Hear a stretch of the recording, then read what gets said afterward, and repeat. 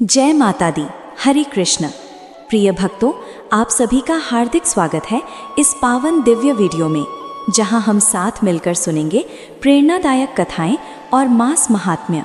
भक्तों, आज का दिन है 12 मार्च और दिन है गुरुवार। चैत्र मास की कृष्ण पक्ष की नवमी तिथि है और आप सभी को विशेष शुभकामनाएं। भक्तों, ध्यान से सुनिए, क्योंकि ये कथाएं आपके जीवन में सकारात्मक ऊर्जा भर देंगी। अब हम शुरू करते हैं नित्य नेम की अद्भुत कहानी। देवी सावित्री का 12 वर्ष का नित्य नेम है और एक दिन भगवान विष्णु को किसी काम के लिए बाहर जाना पड़ा। तो देवी सावित्री कहने लगी कि भगवान, मेरा तो 12 वर्ष का नित्य नेम है, अब आप बाहर जाएंगे तो मैं अपनी कहानी किसे सुनाऊंगी। तब भगवान विष्णु ने कहा कि सावित्री, आप कुएं की पाल पर जाकर बैठ जाना और वहाँ पर जो भी औरतें पानी भरने आएंगी उन्हें अपनी कहानी सुना दिया करना। देवी सावित्री कुएं की पाल पर जाकर बैठ गईं। तभी एक स्त्री आई। उसने रेशम की जरी की साड़ी पहन रखी थी और सोने का घड़ा ले रखा था। देवी सावित्री उसे देखकर कहने लगी, बहन, मेरा 12 वर्ष का नित्य नेम सुन लो। पर वो स्त्री बोली कि मैं तुम्हारा नित्य नेम सुनूंगी तो मुझे तो घर जाने में देर हो जाएगी और मेरी सासू माँ मुझसे झगड़ा करेगी। इसलिए उसने कहानी नहीं सुनी और अपने घर चली गई। लेकिन उसके घर जाते ही उसकी रेशम जरी की साड़ी फट गई। सोने का घड़ा मिट्टी के घड़े में बदल गया। सासू माँ ने देखा तो पूछा, अरे बहू जी, ये किसका दोष अपने सिर लेकर आ गई हैं? बहू जी बोली, माँ जी, कुएं पर एक औरत बैठी थी। उसने अपनी कहानी सुनने के लिए कहा, लेकिन मैंने नहीं सुनी। शायद उसी का ये फल मुझे मिला है। बहू जी की बात सुनकर अगले दिन वही साड़ी और वही घड़ा लेकर सासू माँ कुएं की पाल पर गईं। सासू माँ को वहीं पर देवी सावित्री बैठी मिली तो माता सावित्री ने कहा, बहन, मेरी कहानी सुन लीजिए। सासू माँ बोली, एक बार छोड़, मैं तो 4 बार कहानी सुन लूँगी। तब देवी सावित्री बोली, विष्णु आए, गरुड़ आए, देश के पुजारी आए, नित नेम का नेम लाएं। आओ विष्णु, बैठो विष्णु, तपी रसोई जीमो विष्णु, माखन मिश्री खाओ विष्णु, दूध बताशा पियो विष्णु, सूत के पलका मोठो विष्णु, शाल दुशाला पोठो विष्णु, शाल दुशाला ओढ़ो विष्णु, जब बोलूं विष्णु ही विष्णु, विष्णु सवारे सबके काम, खाली घर भंडार भरेंगे, सबका बीड़ा पार करेंगे, श्री विष्णु जय विष्णु, जय जय विष्णु। सासू माँ बोली, बहन, कहानी तो बहुत अच्छी लगी। फिर कहानी सुनकर सासू माँ घर चली गई और उसकी साड़ी फिर से रेशम जरी की बन गई। मिट्टी का घड़ा भी फिर वापस से सोने के घड़े में बदल गया। बहू जी ने देखा तो कहने लगी, सासू माँ, आपने ये सब कैसे किया? सासू माँ बोली, बहू जी, तू दोष लगा कर आई थी और मैं अब दोष उतार कर आ रही हूँ। बहू जी ने पूछा कि माँ जी, वो कुएं वाली स्त्री कौन है? सासू माँ ने बताया कि वो तो देवी सावित्री थीं। वो पुराने से नया कर देती हैं, खाली घर में भंडार भर देती हैं। वो लक्ष्मी जी का वास घर में कर देती हैं और मनुष्य की जो भी इच्छा हो उसे पूर्ण कर देती हैं। बहू जी बोली, माँ जी, फिर तो ऐसी कहानी मुझे भी सुना दो। सासू माँ बोली कि ठीक है, तुम भी सुनो। फिर सासू माँ ने कहानी शुरू की। विष्णु आए, गरुड़ आए, देश के पुजारी आए, नितनेम को नेम लाए।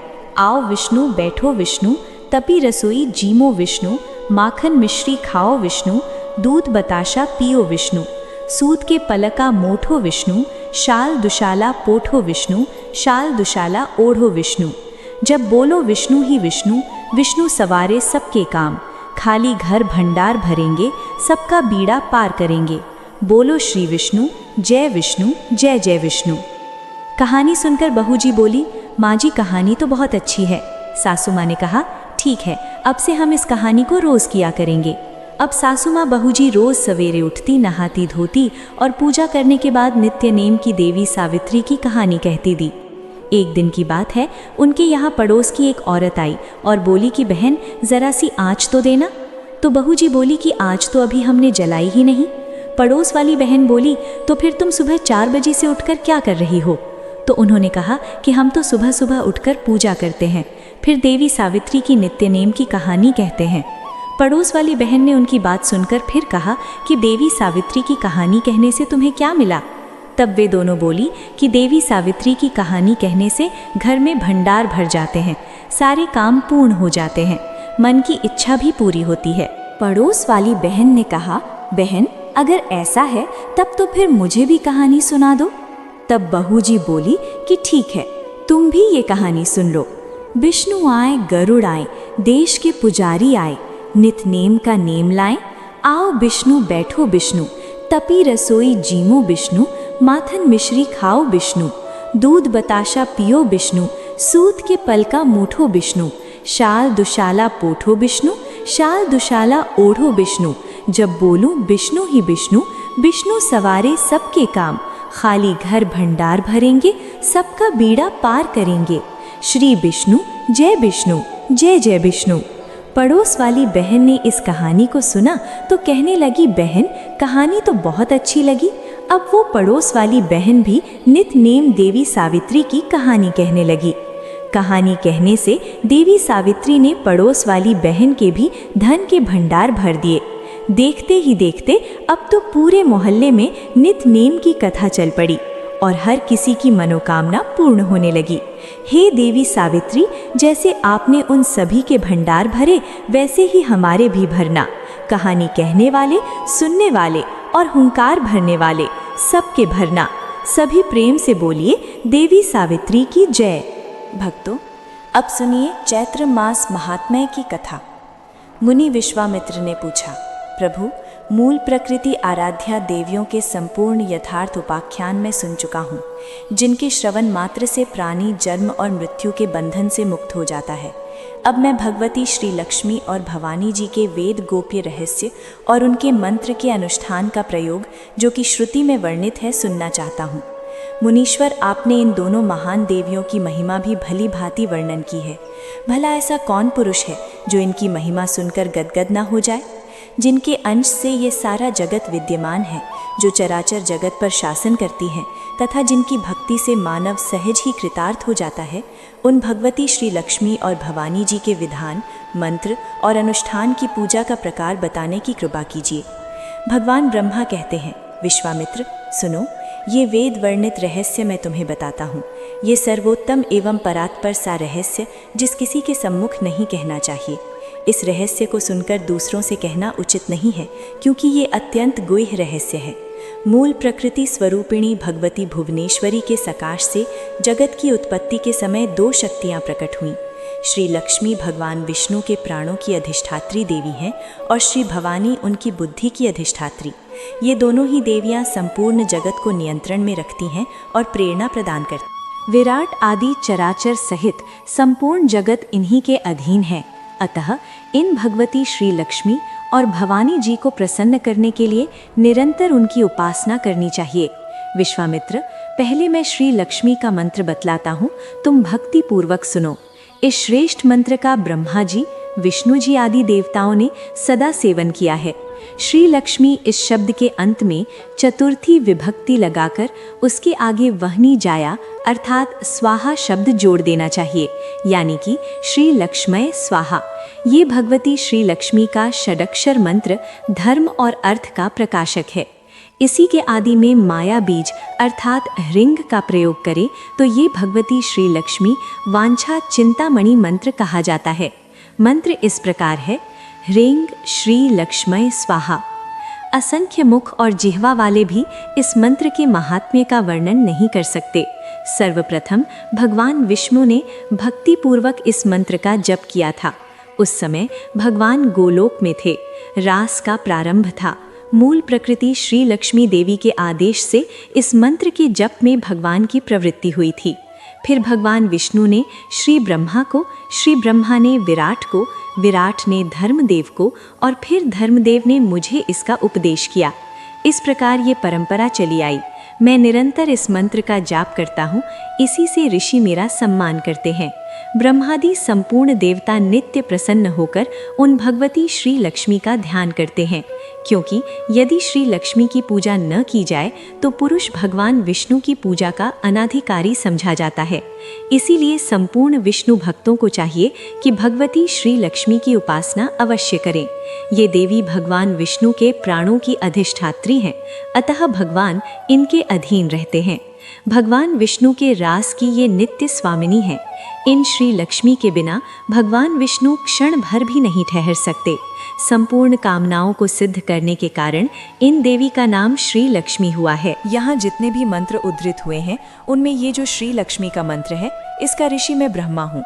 गायत्री छंद है। श्री लक्ष्मी इस मंत्र की देवता हैं। तारा बीज और शक्ति बीज को इनकी शक्ति कहा गया है।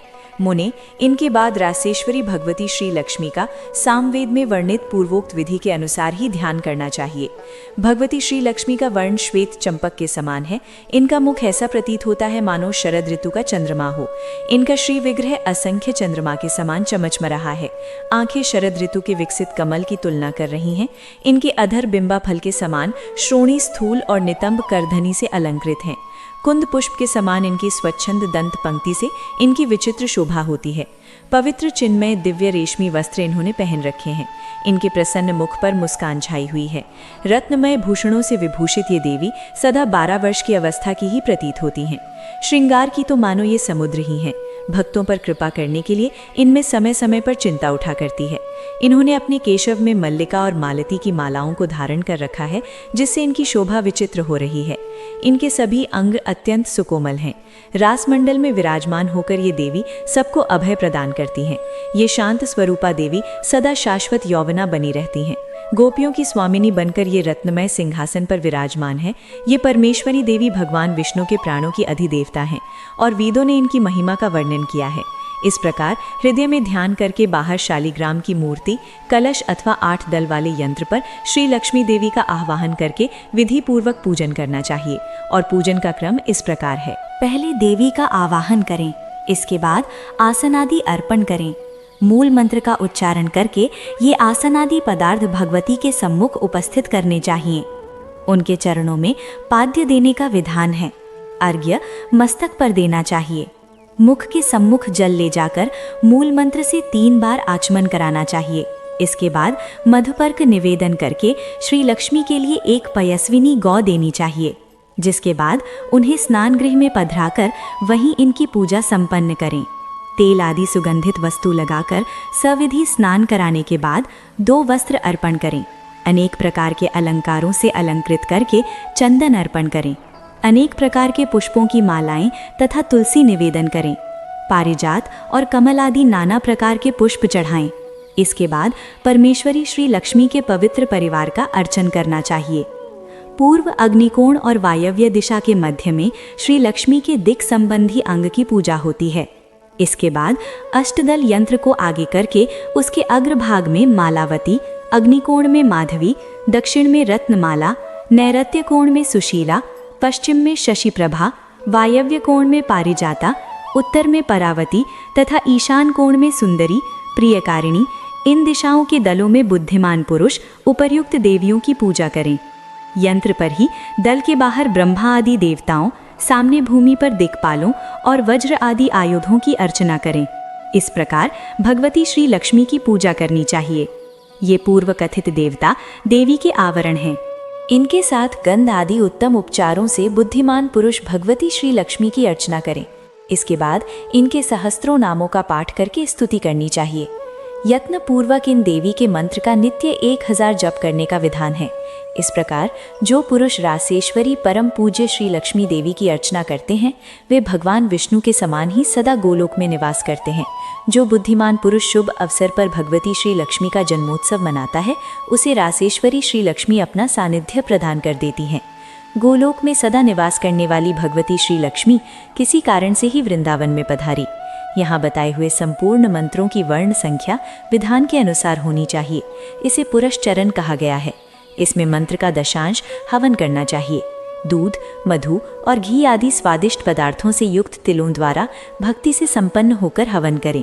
विश्वामित्र ने कहा, मुनि, अब आप सम्यक प्रकार से स्तोत्र सुनाने की कृपा करें, जिससे कि भगवती श्री लक्ष्मी प्रसन्न हो जाती हैं। भगवान ब्रह्मा कहते हैं, भगवती परमेशानी, आप रास मंडल में विराजमान रहती हैं, आपको नमस्कार है।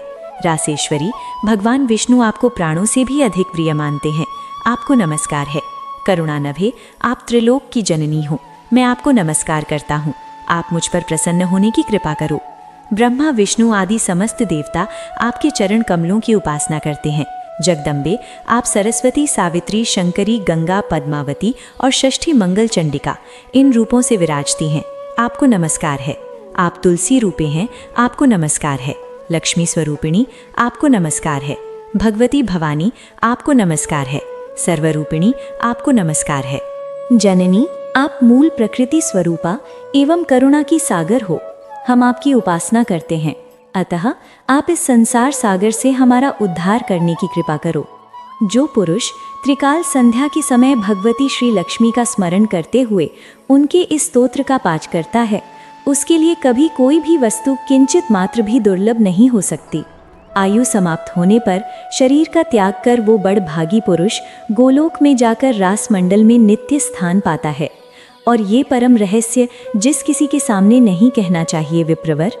अब भगवती श्री भवानी की पूजा का भी विधान सुनो, जिसके श्रवण मात्र से घोर विपत्तियां स्वयं भाग जाती हैं। जो इन भगवती भवानी की उपासना नहीं करता हो, ऐसा तो इस जगत में कोई है ही नहीं, क्योंकि वे सबकी उपास्या, सबकी जननी शैवी एवं शक्ति देवी बड़ी ही अद्भुत हैं। ये भगवती भवानी सबकी बुद्धि की अधिदेवी हैं। अंतर्यामी रूप से सबके भीतर इनका वास रहता है। घोर संकट से रक्षा करने के कारण जगत में ये भवानी नाम से प्रसिद्ध हैं। शैव और वैष्णव पुरुषों द्वारा निरंतर इनकी उपासना होती है। इन मूल प्रकृति श्री भवानी देवी के सत प्रयास से जगत की सृष्टि, स्थिति और संहार होते हैं। अब इनके उत्तम नवाक्षर मंत्र का भी वर्णन करता हूँ। सरस्वती बीज ऐंग, भुवनेश्वरी बीज ह्रींग और काम बीज क्लिंग, इन तीनों बीजों का आदि में क्रमशः प्रयोग करके चामुंडाय इस पद को लगाकर फिर विच्चय ये 2 अक्षर जोड़ देना चाहिए। ओम ऐंग ह्रींग क्लिंग चामुंडाय विच्चय, यही मनुप्रोक्त नवाक्षर मंत्र है। उपासकों के लिए ये कल्प वृक्ष के समान है। इस नरवाण मंत्र के ब्रह्मा, विष्णु और रुद्र ये तीनों ऋषि कहे गए हैं। गायत्री, उष्णिक और त्रिष्टुप ये 3 छंद हैं।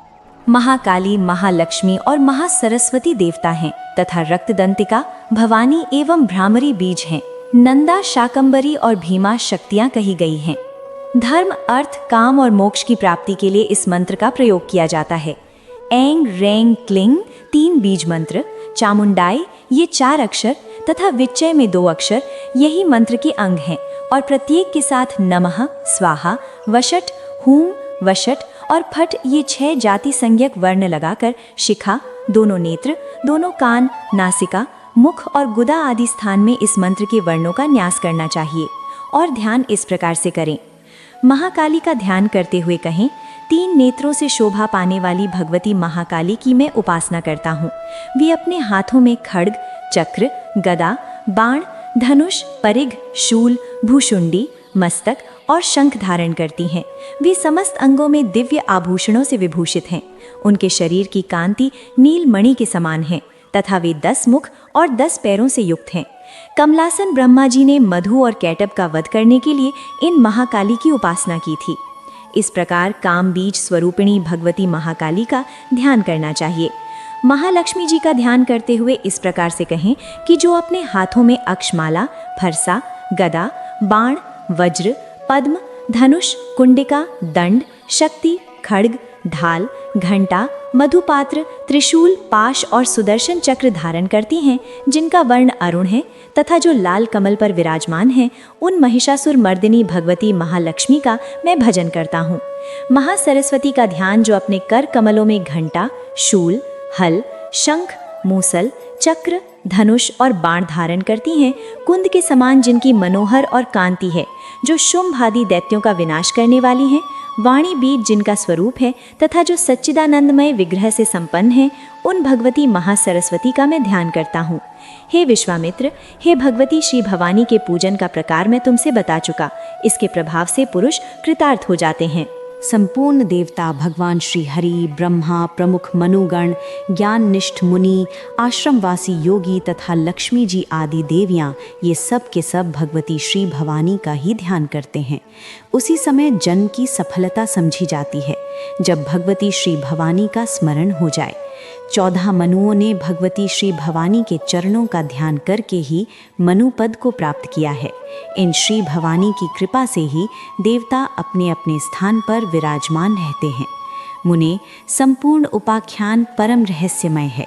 इसमें देवी प्रकृति के 5 मुख्य स्वरूपों तथा उनके अंशों का वर्णन हुआ है। इसके नित्य श्रवण करने से मनुष्य 4 प्रकार के पुरुषार्थों को प्राप्त कर लेता है। इसमें कोई संशय नहीं, मेरी यह वाणी सत्य है, सत्य है। इस रहस्य के प्रभाव से संतानहीन पुत्रवान तथा विद्वान बन जाता है। जिसको जिस वस्तु की कामना हो वो इस रहस्य श्रवण के फल स्वरूप उस मनोरथ को प्राप्त कर लेता है। नवरात्र में मन को सावधान करके भगवती भवानी के सम्मुख इसे जगत अवश्य ही संतुष्ट हो।